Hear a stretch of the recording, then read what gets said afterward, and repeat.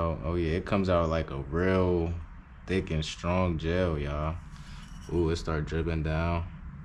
We want to make sure it's on all the threads, like every side. I do not want this muffler to come off. Like, we will move on.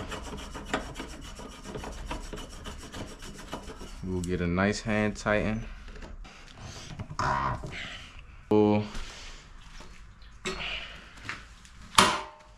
We got the hot lock on that muffler, man.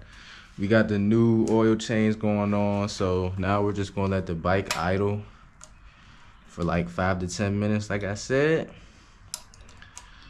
And the thread locker should be thread locked after that heat cycle.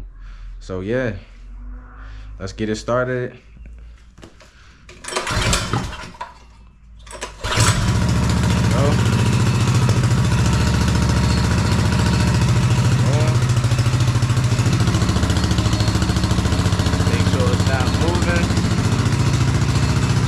Not moving at all.